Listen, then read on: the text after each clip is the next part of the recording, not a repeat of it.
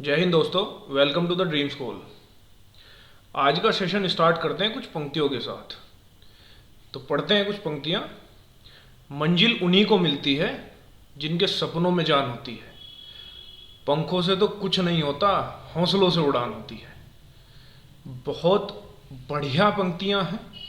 यदि आप इनकी गहराई को समझेंगे ना, तो कभी भी अपने सपनों का पीछा नहीं छोड़ेंगे। और जैसे कि हमारा चैनल का नाम है ड्रीम स्कूल, सपनों का जो बुलावा है ना, उसे हम पूरा करके मानेंगे ज़रूर। ठीक है, तो ध्यान रखना, मंजिल उन्हीं को मिलती है जिनके सपनों में जान होती है। से पंखों से कुछ नहीं होता, हौसलों से उड़ान होती है।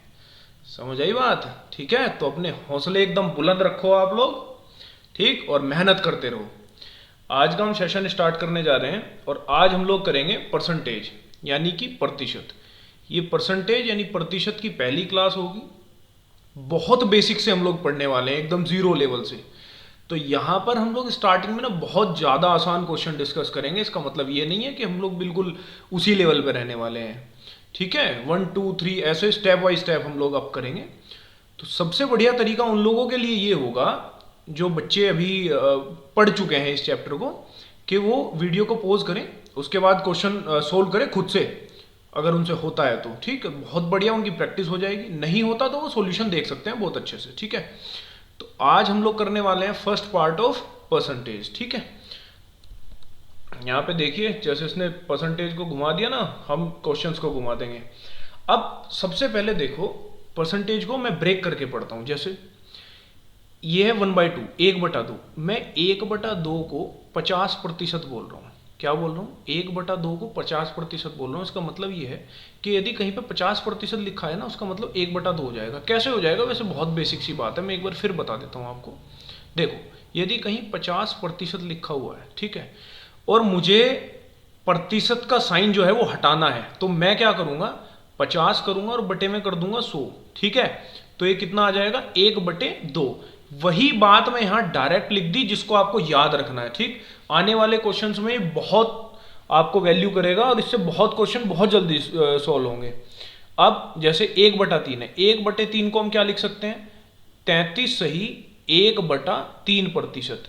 ये बात आई कहां से? तो यहां से आई है। ठीक है, आप ऐसे ही निकाल सकते हैं इसे। भाई देखो, 1/3 है, परसेंटेज में कन्वर्ट करना है तो क्या करेंगे? 100 से गुणा कर देंगे इसकी। ठीक है, सेम कंडीशन 1/4, 1/4 कितना हो जाएगा? तो ये हो जाएगा 25%। ठीक है, 1/5 कितना हो जाएगा? 20%। ये जैसे मैं बोल रहा हूं ना, आपको कंठस्थ एकदम याद होने चाहिए सारे के सारे। ये कितना हो जाएगा? 16 सही 2/3%। ठीक है, आगे बढ़ते हैं। ये कितना हो जाएगा? 14 सही 14 सही 2/7%। ठीक है, 1/7। 1/8 कितना हो जाएगा? 12 सही 1/2%, या आप इसे बोल सकते हो 12.5%। ठीक है, अब करते हैं 1/9। 1/9 कितना होगा? 11 सही 1/9%। ठीक है, 1/10 तो सिंपल से सभी को पता होगा, 10% हो जाएगा। 1/11 कितना होगा? 9 सही 1/11%। एंड लास्ट इज 1/12, ये कितना हो जाएगा? 8 सही 1/3%। समझ में आ गई होगी आपके बात? ठीक है, ये प्रतिशत कैसे निकाली है आपको एक कंठस्थ याद रखनी है, या तो इनका स्क्रीनशॉट ले लें या नोट डाउन कर लें। इन्हीं से हम लोग बहुत बड़े बड़े क्वेश्चन बहुत आसान बना देंगे। अब एक चीज और मैं आपको समझाना चाहता हूं। मान लो किसी सवाल में आ गया कि आप मुझे बताओ 83.1/3% कितना होगा। अब ये देखो, यहां पूरी ऊपर से लगाकर नीचे तक मैंने कहीं आपको 83.1/3% नहीं बताया। तो हम क्या कर लेंगे इस केस में? इस प्रतिशत को हम ब्रेक कर लेंगे। कैसे ब्रेक कर लेंगे? 50% प्लस 33 सही 1/3%। ब्रेक कर लिया ना। अब देखो, मुझे पता है 50% कितना होता है? 1/2, और 33 सही 1/3 कितना होता है? 1/3%।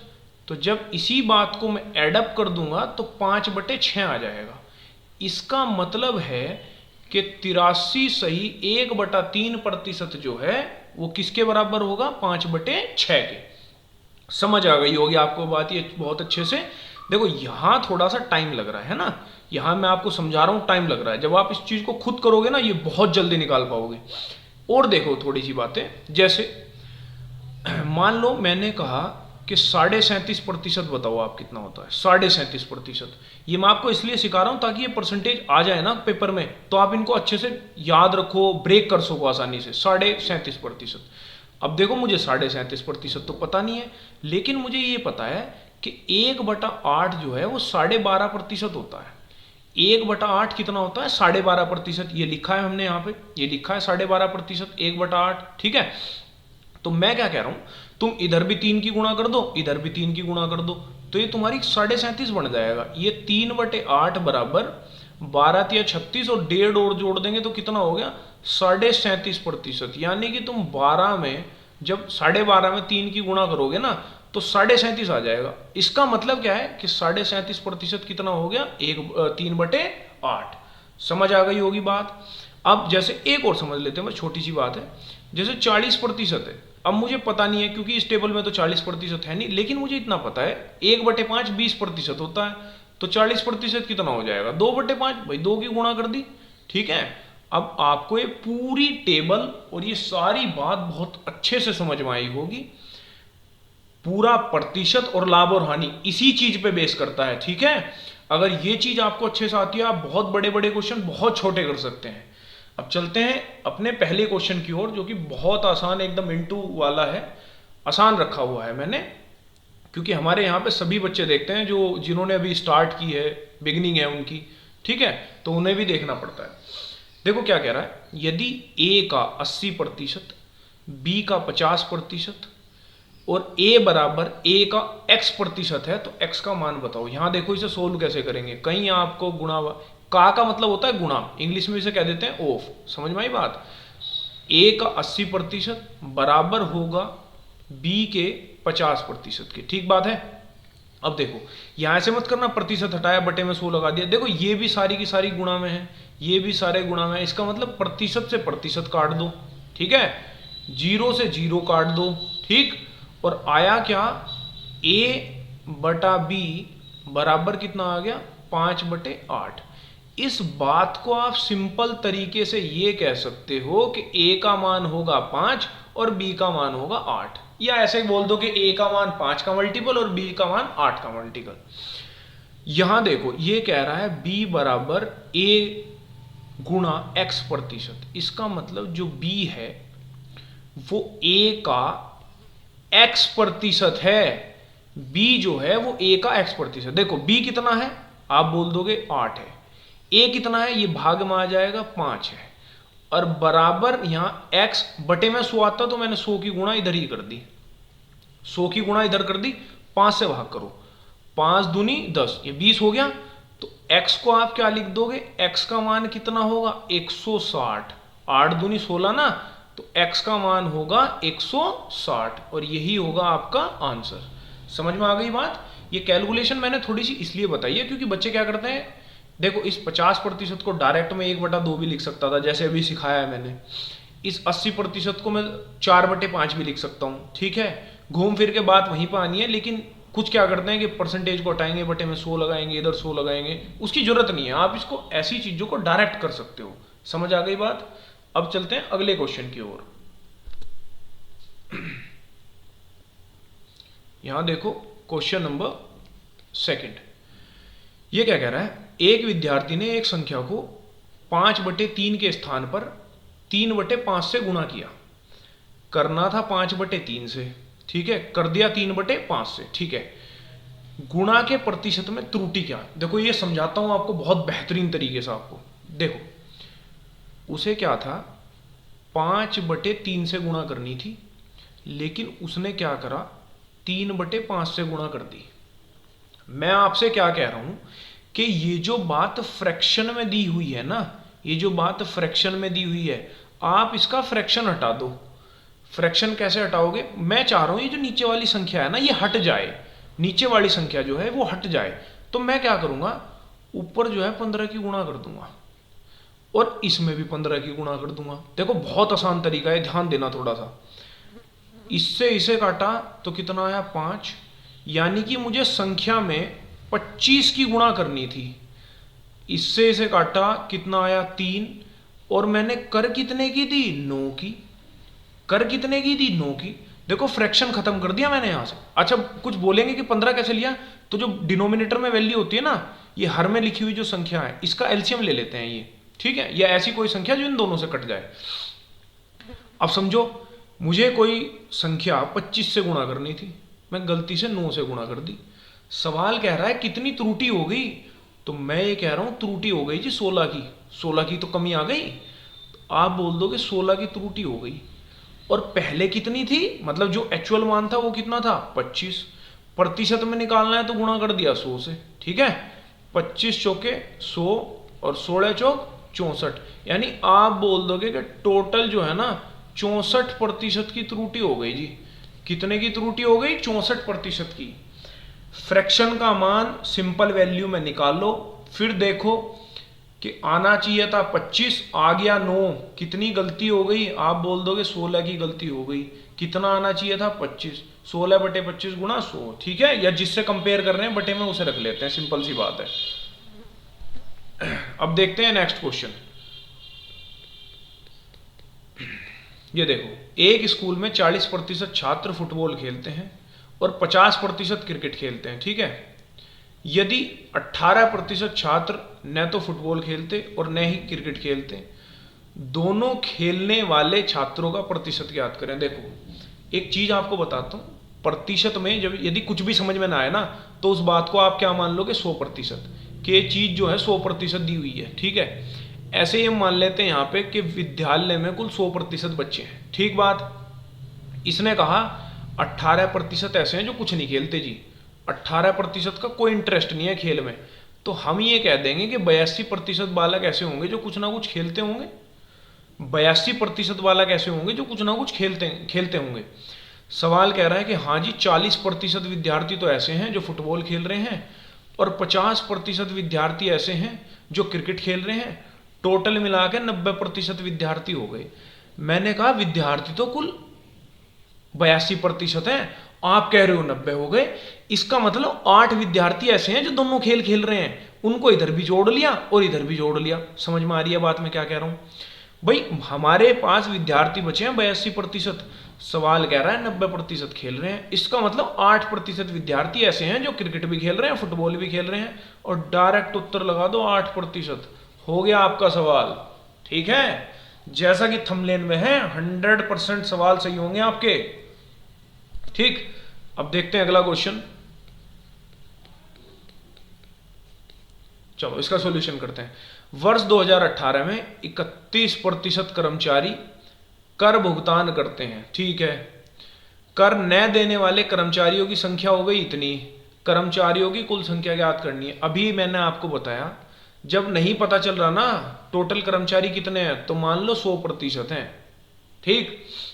आपने मान लिया कि वर्ष 2008 में टोटल कर्मचारी हैं 100%। इसने कहा 31% जो होंगे ना उन्होंने कर दे दिया, यानी कि उन्होंने टैक्स का भुगतान कर दिया, टैक्स दे दिया। तो मैं ये कह दूंगा कि भाई कितने बचे, तो आप कह दोगे 69% कर्मचारी ऐसे होंगे जिन्होंने कर नहीं दिया होगा। 69% कर्मचारी ऐसे होंगे जिन्होंने कर नहीं दिया होगा। लेकिन सवाल कह रहा है कर ना देने वाले कर्मचारी पता है कितने हैं, 20,700। तो मैं ये कह रहा हूं ये जो 20,700 है ये हमारे 69% के बराबर है कि नहीं। तो 20,700 भाग 69। उसने कहा कुल कर्मचारियों की संख्या बताओ। कुल कर्मचारी तो जी 100% थे या 100 थे, तो कुल कर्मचारी जितने जो भी बात निकालनी है ना उसकी गुणा कर देनी है हमें यहाँ पे। समझ में आ रही है बात। अच्छा 3 से गुणा करो, 9 तिया 27, 2 बचा, 6 18 और 2 20, कितना आ गया 300। 300 में 100 की गुणा कर लो आप, 300 में 100 की गुणा कितना आ गया 30,000। टोटल कर्मचारी 30,000 थे जी। देखा कितना आसान हो गया सवाल। ये 31% कर भुगतान कर रहे हैं तो इसका मतलब इतने प्रतिशत भुगतान नहीं कर रहे हैं। जो सवाल दिया हुआ है वो हमारे इतने प्रतिशत के बराबर है, 100% निकाल लिया हमने। ठीक है, देखते हैं नेक्स्ट क्वेश्चन। ये देखो आप सवाल, देखो एक गांव की जनसंख्या है 25,000, ठीक है, पांचवा हिस्सा महिलाएं हैं, ठीक है, और शेष पुरुष हैं, ठीक है, 5% पुरुष और 40% महिलाएं अशिक्षित हैं, यानी कि अनपढ़ हैं। कुल कितने प्रतिशत शिक्षित हैं? अब यहां देखो आप सवाल को जबरदस्त तरीके से, उसने कहा पांचवा हिस्सा महिलाएं हैं। मैं ये कह रहा हूं कि टोटल जनसंख्या तो है 5, ठीक है, कुल जो जनसंख्या है वो कितनी है? वो है जी 5। जनसंख्या कुल तो 5 है, 5 में से एक जो है वो कौन है? एक महिला है, 5 में से एक महिला है। तो मैं ये कह दूंगा कि टोटल 5 है, एक महिला है, तो इसका मतलब 4 पुरुष होंगे। 4 पुरुष होंगे, होंगे कि नहीं होंगे? 4 पुरुष होंगे। अब देखो इस सवाल को और आसान बनाता हूं मैं, और आसान कैसे बनाता हूं? जैसे उसने कहा कि 40% महिलाएं अशिक्षित हैं, यानी कि अनपढ़ हैं। अब एक का जब 40% निकालोगे ना तो बात पॉइंटों में चली जाएगी। तो मैं इस एक को क्या करता हूं? 100 बना देता हूं। एक को क्या करता हूं? 100 बना देता हूं। जब ऊपर 100 से गुणा कर दी तो नीचे भी 100 से गुणा कर दी, ठीक है। अब इसका मतलब क्या हो गया? 1/5 को 100/5 लिख लिया, बात तो एक ही है, 0 से 0 काट दो। तो मैं कह रहा हूं कि पूरी जनसंख्या हो गई 500, 100 महिलाएं, तो आप बोल दोगे कि अब पुरुष 400 हो गए, ठीक बात है। अब इधर आ जाओ, इसने कहा महिलाओं में से कितनी है महिलाएं? 100 हैं। महिलाओं में से 40% जो है अशिक्षित हैं, यानी 40, 100 का 40%, 40 हो गया, 40% अशिक्षित हैं, तो 60% जो होंगी वो शिक्षित होंगी। ये शिक्षित हो गई। चलो आगे बढ़ जाते हैं। उन्होंने कहा कि 5% पुरुष, टोटल पुरुष कितने हैं? 400।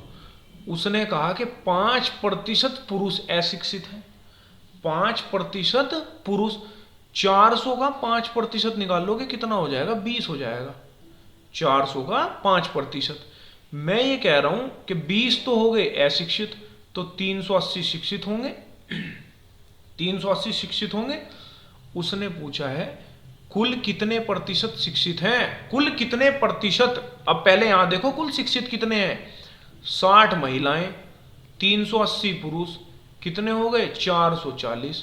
टोटल मिला के 440 शिक्षित हैं। कितने में से? 500 में से। इसी बात को प्रतिशत में लिखना है।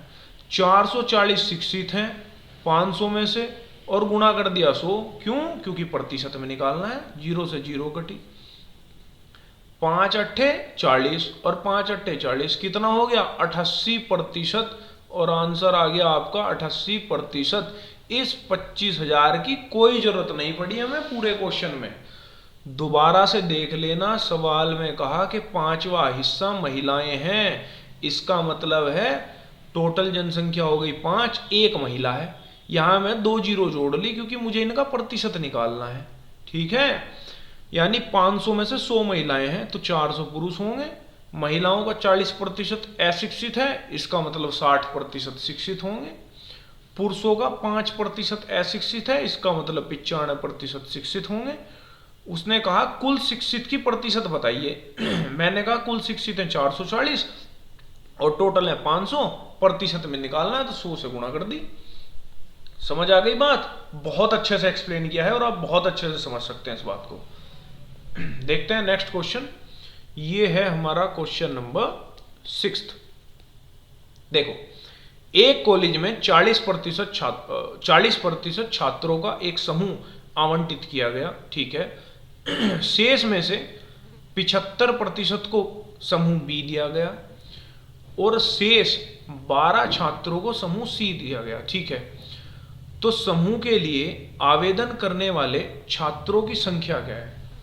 देखो, वीडियो के स्टार्टिंग में बताया था आपको कुछ ना पता चले ना तो आप क्या मान लिया करो? 100%। कुछ ना पता चले क्या मान लिया करो? 100%। मैं मान रहा हूं कि 100% छात्र हैं, ये मैं अपनी तरफ से मान लिया, ठीक है। इसने कहा कि 40% को ग्रुप ए मिल गया, यानी 100 में से 40 को ग्रुप ए मिल गया। उसने कहा शेष का या बोल दो शेष में से 75% को, देखो 100 थे, 40 को ग्रुप ए मिला, तो शेष बचे कितने, आप कह दोगे 60 बच गए। इसने कहा शेष का 75%। देखो 75% को क्या लिख सकता हूं मैं, ये बताओ आप मुझे। अभी स्टार्टिंग में बताया मैंने 25% कितना होता है, 1/4। तो 25 में 3 की गुणा कर दोगे तो 3/4 कितना हो जाएगा, 75%। ठीक है, ये चीज निकालना सीखो आप, नहीं तो 75/100 लिखोगे। ठीक है, यहां गुणा भाग करो, 15 चौके 60 और 15 × 3 = 45। इसका मतलब 45% जो होंगे वो ग्रुप बी में चले जाएंगे। ठीक है, अब देखो टोटल कितने थे, 100, 40 तो ग्रुप ए में चले गए, 45 ग्रुप बी में चले गए, टोटल कितने हो गए, आप बोल दोगे 85 हो गए। इसका मतलब है कि 15% विद्यार्थियों को सी मिला होगा। ये है ना, 15% को सी मिला होगा। लेकिन सवाल में कह रहा है कि 12 छात्रों को सी मिला है, 12 को। मैं ये बोल दूं कि मेरा जो 15% है, मेरा जो 15% है वो 12 के बराबर है। ठीक बात है। उसने कहा तो समूह में आवेदन करने वाले छात्रों की संख्या कितनी होगी, तो हम क्या लिखेंगे, 12/15। टोटल विद्यार्थी पूछा है उसने, टोटल, तो टोटल तुम 100 मान के चले थे ना, तो जो बात निकालनी है उसकी गुणा कर दी हमने। ठीक है, 5 से भाग कर लो, 5 × 15 और 5 दूनी 10, 3 से फिर काट दो, ये 4। ठीक है, 4 दूनी 8, टोटल विद्यार्थी कितने हो गए, 80। ठीक, देख रहे हो कितनी आसानी से आपको समझ में आ गया ये बात। टोटल विद्यार्थी कितने हुए, 80। नेक्स्ट देखते हैं, और ये फाइनल पार्ट है वीडियो का, आपका प्रैक्टिस क्वेश्चन। ठीक है, बहुत अच्छा क्वेश्चन है। ठीक है, आप अटेम्प्ट करना इसको, जो चीज सिखाई है उसको याद रखना, उसी के माध्यम से सारा का सारा क्वेश्चन हो जाएगा। ठीक, और हाँ, यदि आपको वीडियो अच्छी लगी हो तो सब्सक्राइब करो चैनल को। ठीक है, लाइक करो, अच्छी नहीं लगी तो आप डिसलाइक भी करो, उसमें कोई दिक्कत नहीं है। डिसलाइक वाले भी एक तरीके से मोटिवेशन प्रोवाइड करते हैं, वही लोग होते हैं जो सिखाते हैं कुछ कि आप में कमी है और इंप्रूव कर सकते हैं। कोई दिक्कत नहीं है, यदि आपको अच्छी नहीं लगी बाकायदा उसे कमेंट में लिख दिया करो। ठीक है, और अच्छी लगी होगी, बहुत अच्छे से एक्सप्लेन किया है मैंने, बहुत एफर्ट्स डाले हैं इस बात में। ठीक है, तो लाइक कीजिए, शेयर कीजिए एंड सब्सक्राइब कीजिए। ठीक है, thank you for watching this video. जय हिंद।